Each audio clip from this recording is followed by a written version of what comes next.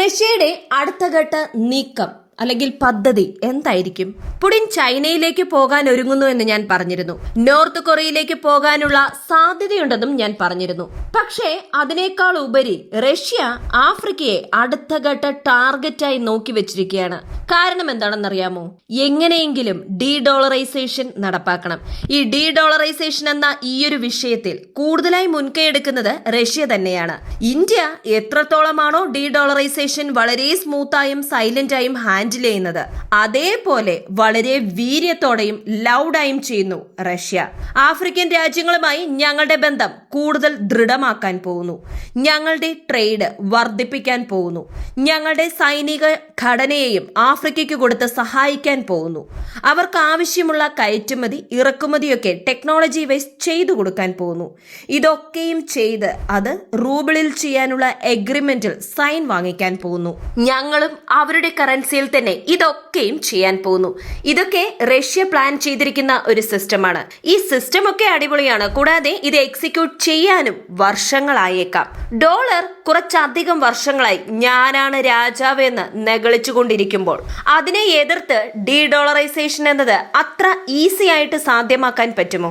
കാലങ്ങൾ എടുക്കും. എന്നാൽ പോലും അതിനായുള്ള ശ്രമങ്ങൾ തുടങ്ങിക്കഴിഞ്ഞു. ഇതുപോലെ പല പല അപ്ഡേറ്റ്സ് ഉണ്ട്. എല്ലാം ഇന്നത്തെ വീഡിയോയിലൂടെ കാണാം. വോയിസ് ഓഫ് വിക്കിയിലേക്ക് എല്ലാവർക്കും സ്വാഗതം. മോൾഡോവ ഇന്നലെ ഒരു അസ്വസ്ഥതയുണ്ടായിരുന്നു. മോൾഡോവ, റൊമാനിയ ഈ ഭാഗത്തൊക്കെ റഷ്യയുടെ ആക്രമണം ഉണ്ടാകാം. കാരണം റൊമേനിയയ്ക്ക് സമീപത്ത് സ്ഥിതി ചെയ്യുന്ന ആ റിവർ പോർട്ടാണ് റഷ്യ ആക്രമിച്ചത്. ആ ആക്രമണം നടന്നപ്പോൾ തന്നെ അമേരിക്കൻ മേധാവികൾ റൊമാനിയൻ മേധാവികളുമായി ചർച്ചയിൽ ഏർപ്പെട്ടിരുന്നു. കൂടാതെ റൊമേനിയയ്ക്ക് സെക്യൂരിറ്റി ഗ്യാരണ്ടി തരാമെന്നും പറഞ്ഞ് നിരവധി രാജ്യങ്ങൾ മുന്നോട്ട് വന്നിരുന്നു. അതേപോലെ മോൾഡോവയും പറഞ്ഞു, ഞങ്ങളുടെ രാജ്യത്തിന് നേരെയും റഷ്യൻ ആക്രമണം ഉണ്ടാകാം. മോൾഡോവയെയും റഷ്യ ആക്രമിക്കാമെന്ന് അവർ പറയുന്നു. ഓക്കെ, പക്ഷേ വേണമെങ്കിൽ റഷ്യക്ക് മോൾഡോവയെ അധീനതയിലാക്കാമായിരുന്നു. കാരണം മോൾഡോവയിലാണ് ട്രാൻസ്നീസ്ട്രിയ ഉള്ളത്. ഈ ട്രാൻസ്നീസ്ട്രിയ വെച്ച് മോൾഡോവയെ ബ്ലോക്ക് ചെയ്യാമായിരുന്നു. പക്ഷേ റഷ്യ അങ്ങനെ ഇതുവരെ ചിന്തിച്ചിട്ടില്ല എന്ന് വേണം കരുതാൻ. എന്നാലും മോൾഡോവ ഇന്ന് എന്താണ് പറഞ്ഞതെന്ന് വെച്ചാൽ റഷ്യയുടെ കോൺസുലർ ഉദ്യോഗസ്ഥരുടെ എണ്ണം കുറയ്ക്കാൻ പോകുന്നു എന്ന് പറയുമ്പോൾ റഷ്യയുമായി കൂടുതൽ ബന്ധമൊന്നും വേണ്ട, റഷ്യയുമായി കൂടിച്ചേർന്ന് പ്രവർത്തിക്കാൻ താല്പര്യമില്ല. ഇതാണ് പ്രധാന കാരണം. അങ്ങനെയാണെങ്കിൽ മോൾഡോവ റഷ്യ സംഘർഷം ചെറിയ തോതിൽ ആരംഭിച്ചു. പക്ഷെ എത്രത്തോളം മൂവ് ആകുമെന്ന് കാത്തിരുന്നു തന്നെ കാണണം. അടുത്തത് കമ്പൾസറി മിലിറ്ററി സർവീസ്. ഈ കമ്പൾസറി മിലിറ്ററി സർവീസിൽ ഏജ് ലിമിറ്റ് റഷ്യ വർദ്ധിപ്പിച്ചിട്ടുണ്ടായിരുന്നു. അങ്ങനെ ഏജ് ലിമിറ്റ് ഇൻക്രീസ് ചെയ്തതുകൊണ്ട് വീണ്ടും പുതിയ സൈനികർ റഷ്യൻ സേനയിൽ ചേർക്കാൻ പോകുന്നു. അഗ്നിപത്ത് എന്നതിനെ നിരവധി ആളുകൾ വിമർശിച്ചിരുന്നു. എന്നാൽ അഗ്നിപത്ത് വഴി നമ്മുടെ ആർമിയിൽ നിരവധി സൈനികരെ ലഭിച്ചിട്ടുണ്ടായിരുന്നു. അതേപോലെ തന്നെ ഇപ്പോൾ പല രാജ്യങ്ങളും ശ്രമിച്ചുകൊണ്ടിരിക്കുന്നു. നമ്മൾ കുറച്ച് പെട്ടെന്ന് തന്നെ കരുതലെടുത്തു എന്നതാണ് സത്യം. റഷ്യയുടെ ഡിഫൻസ് മിനിസ്റ്റർ നോർത്ത് കൊറിയയിലെ വളരെ പ്രധാനപ്പെട്ട സ്മാരകങ്ങളുടെ പക്കൽ ചെന്ന് സല്യൂട്ട് ചെയ്യുന്നത് പോലെയുള്ള പല ഫോട്ടോസും വീഡിയോസും പുറത്തു വന്നിട്ടുണ്ട്. പല റഷ്യൻ മേധാവികളും നോർത്ത് കൊറിയയിലേക്കും പോയിട്ടുണ്ടായിരുന്നു. അങ്ങനെ പോയവർ അവിടെയുള്ള രാഷ്ട്രീയ തലവന്മാർ, മുമ്പ് മരണപ്പെട്ടവർക്ക് ബഹുമാനം കൊടുക്കുന്ന ആ സ്ഥലങ്ങളിലൊക്കെ പോയി നോർത്ത് കൊറിയ, റഷ്യ ഈ ബന്ധത്തിൽ യാതൊരു പ്രശ്നവുമില്ല, ഞങ്ങൾ അടുത്ത കളിക്ക് തയ്യാറായിക്കൊണ്ടിരിക്കുന്നുവെന്ന് വളരെ കൃത്യമായി ലോകരാജ്യങ്ങൾക്ക്, പ്രത്യേകിച്ച് പാശ്ചാത്യ രാജ്യങ്ങൾക്ക് അറിയിപ്പ് കൊടുത്തിരിക്കുന്നു. അടുത്തത് ഉക്രൈൻ കോണ്ടാക്ട് ഗ്രൂപ്പ്സ് എന്ന ഒരു 56 രാജ്യങ്ങളുണ്ടല്ലോ. ആ 56 രാജ്യങ്ങളുടെ ഭാഗത്തു നിന്നും 244 മില്യൺ അമേരിക്കൻ ഡോളർ പെട്ടെന്നുള്ള സഹായം എന്ന പേരിൽ കൊടുക്കുമെന്ന അറിയിപ്പ് പുറത്തു വന്നിട്ടുണ്ട്. ഈ 244 മില്യൺ അമേരിക്കൻ ഡോളർ വെച്ച് വലിയ അളവിൽ ഒന്നും തന്നെ ചെയ്യാൻ പറ്റില്ല. പക്ഷേ പെട്ടെന്ന് തന്നെ കൊടുക്കാമെന്ന അറിയിപ്പും അതിനോടൊപ്പം തന്നെ അമേരിക്കയുടെ ഭാഗത്തു നിന്നും 400 മുതൽ 500 മില്യൺ അമേരിക്കൻ ഡോളർ കൊടുക്കും. അതിൽ ഹോണറ്റ്സ് എന്ന് പറയുന്ന ചെറിയ ഡ്രോൺസും ഉൾപ്പെടുമെന്നുള്ള വാർത്തയും പുറത്തു വന്നിട്ടുണ്ട്. സാധാരണയായി ഈ ഡ്രോൺസ് നിർമ്മിക്കുന്നത് നോർവേയാണ്. ഇപ്പോൾ അമേരിക്കയും നിർമ്മാണം തുടങ്ങിയിട്ടുണ്ട്. മാത്രമല്ല വലിയ അളവിൽ ഡ്രോൺസ് കൊടുത്ത് സഹായിക്കാൻ പോകുന്നു എന്നും പറഞ്ഞിട്ടുണ്ട്. ഈ ചെറിയ ടൈപ്പ് ഡ്രോൺസ് വെച്ച് സ്പൈ വർക്ക് ചെയ്യുക, സൈനികരുടെ പൊസിഷൻ മനസ്സിലാക്കുക, സൈനികരെ അവർ പോലും അറിയാതെ ചാരപ്പണി ചെയ്യുക എന്നുള്ള ശ്രമം ഉക്രൈൻ ആരംഭിക്കാൻ പോകുന്നു. അതിനാവശ്യമായ കംപ്ലീറ്റ് ട്രെയിനിങ്ങും അമേരിക്ക ഉക്രൈന് കൊടുത്തിട്ടുണ്ടെന്നും പെട്ടെന്ന് തന്നെ ഈ ഡ്രോൺസ് ഡെലിവറി ചെയ്യുമെന്നും വ്യക്തമാക്കിയിട്ടുണ്ട്. റഷ്യയ്ക്കും ഉക്രൈനിലെ ജനങ്ങൾക്കും മധ്യേ ഒരു വിഭാഗ ക്രമീകരണം ഏർപ്പെടുത്താൻ ഉക്രൈൻ ഭരണകൂടം ഇപ്പോൾ ശ്രമിച്ചുകൊണ്ടിരിക്കുകയാണ്. റഷ്യയ്ക്കും ഉക്രൈൻ ജനതയ്ക്കും ഇടയിൽ യാതൊരുവിധ പ്രശ്നവുമില്ല. പക്ഷേ ഉക്രൈന്റെ ഭരണകൂടമാണ് ഈ പ്രശ്നങ്ങൾക്ക് കാരണം. ആ പ്രശ്നത്തെ ഉക്രൈൻ ജനത മനസ്സിലാക്കണം. കാരണം മതപരമായ കാര്യങ്ങളിലോ മതപരമായ സ്ഥലങ്ങളിലോ റഷ്യ ഇതുവരെ ആക്രമണം നടത്തിയിട്ടില്ല. ഉക്രൈൻ ചെയ്തതുപോലെ ആരും തന്നെ ആക്രമണം നടത്തിയിട്ടുണ്ടാവില്ല. കാരണം റഷ്യയുടെ ഓർത്തഡോക്സ് ചർച്ച്, അവിടെയുള്ള പലതരത്തിലുള്ള ആളുകൾ, ഉക്രൈനിലെ ഓർത്തഡോക്സ് ചർച്ചിലുള്ള ഫാദേഴ്സ്, ഇവരെ എല്ലാം അറസ്റ്റ് ചെയ്യപ്പെട്ടിരുന്നു. അങ്ങനെ അറസ്റ്റ് ചെയ്തതിന് ഉക്രൈൻ പറഞ്ഞ ഒരു കാരണം ഇവരൊക്കെ റഷ്യയ്ക്ക് വേണ്ടി ചാരപ്പണി ചെയ്യുന്നു എന്നതാണ്. പക്ഷെ ഇന്ന് അതേ ഉക്രൈൻ ഒരു ആരോപണം നടത്തിയിരിക്കുന്നു. ഓർത്തഡോക്സ് ചർച്ചുകളെല്ലാം തകർത്തുകൊണ്ടിരിക്കുകയാണ്, ബോംബ് വിക്ഷേപിക്കുകയാണ് റഷ്യ എന്നതാണ് ആരോപണം. ഇതിന് ശക്തമായ എതിർപ്പ് റഷ്യൻ ആർമിയുടെ ഭാഗത്തു നിന്നും ഉണ്ടായിട്ടുണ്ട്.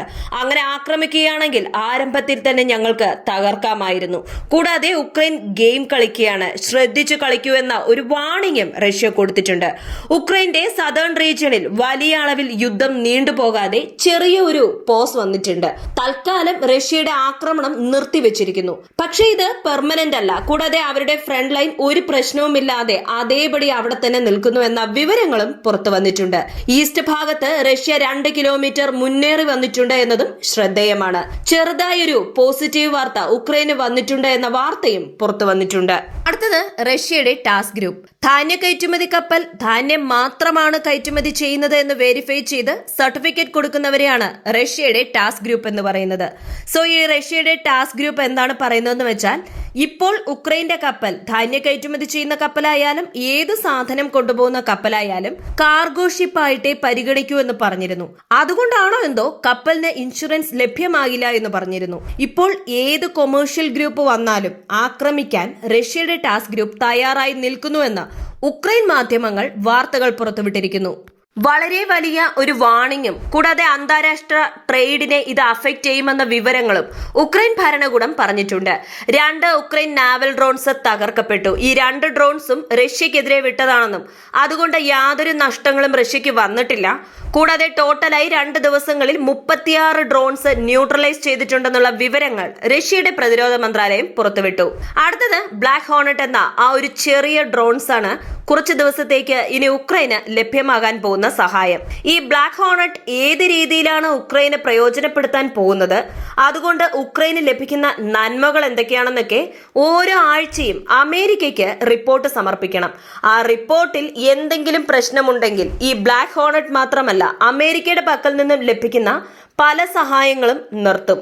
സക്സസ്ഫുൾ ആയി മൂവ് ആയാൽ തീർച്ചയായും ഇത് തുടരുമെന്ന് അമേരിക്കയും പറഞ്ഞിരിക്കുന്നു. വാഗ്നർ ഗ്രൂപ്പിനെതിരെ എല്ലാവരും ഒരു ശക്തമായ നടപടിക്രമം സ്വീകരിക്കണം. പ്രധാനമായും UK ശക്തമായ നടപടിക്രമം സ്വീകരിക്കണമെന്ന് ബ്രിട്ടൻ MP അഭ്യർത്ഥിച്ചിരിക്കുന്നു. വാഗ്നർ ഗ്രൂപ്പ് ആഫ്രിക്കയിലുണ്ട്. 5000-ലും അധികം വാഗ്നർ ഗ്രൂപ്പ് ഇപ്പോൾ ബെലറസിലുണ്ട്.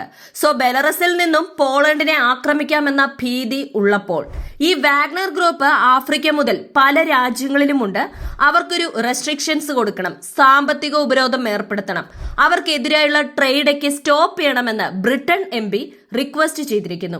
ഈ റിക്വസ്റ്റ് ശരിയാണെന്ന് ബ്രിട്ടൻ പാർലമെന്റിൽ ഡിസ്കസ് ചെയ്ത് അത് കാരണം ഒരു നിയമം പാസ്സായാൽ തീർച്ചയായും വാഗ്നർ ഗ്രൂപ്പിനെതിരെയുള്ള നടപടിക്രമം UKക്ക് സ്വീകരിക്കാം. ഇല്ലെങ്കിൽ ഈ വാർത്ത ഇവിടെ തന്നെ ക്ലോസ് ആകും. സോ വാഗ്നർ ഗ്രൂപ്പിനെ സംബന്ധിച്ച് അവർ ഇപ്പോൾ റഷ്യയുടെ ഡയറക്റ്റ് നിയന്ത്രണത്തിലല്ല എന്നാണ് പുറം ലോകത്ത് ന്യൂസ് സ്പ്രെഡ് ആയിരിക്കുന്നത്.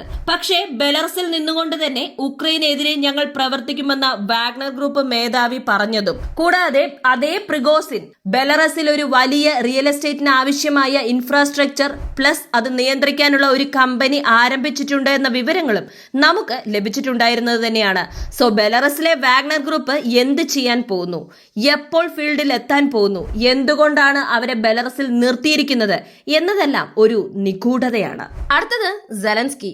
ഉക്രൈൻ പ്രസിഡന്റ് സെലൻസ്കി അവിടെ വളരെ വലിയ കറപ്ഷൻ ഉണ്ട്. കാരണം കുറച്ച് മാസങ്ങൾക്ക് മുമ്പ് അവിടെ കറപ്ഷൻ ഉണ്ടെന്നും പറഞ്ഞ് അവിടെയുള്ള മേധാവികൾ, അവർക്കെതിരെയുള്ള നടപടികൾ, അവരെ റിസൈൻ ചെയ്യിപ്പിക്കുക, അവരുടെ സ്ഥാനം ഇല്ലാതാക്കുക, അവിടെ ഹൗസ് അറസ്റ്റ് ചെയ്യുക, ഇങ്ങനെ എല്ലാ പ്രവൃത്തികളും ചെയ്തുകൊണ്ടിരുന്നു.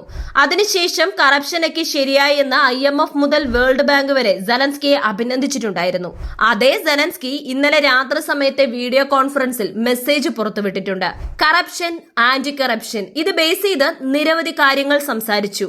നമ്മുടെ രാജ്യത്ത് മേധാവികൾ, രാഷ്ട്രീയ തലവന്മാർ എല്ലാവരും, സൈനിക മേധാവികൾ ഇവരെല്ലാവരും കറപ്ഷനിൽ ഏർപ്പെട്ടിരിക്കുന്നു.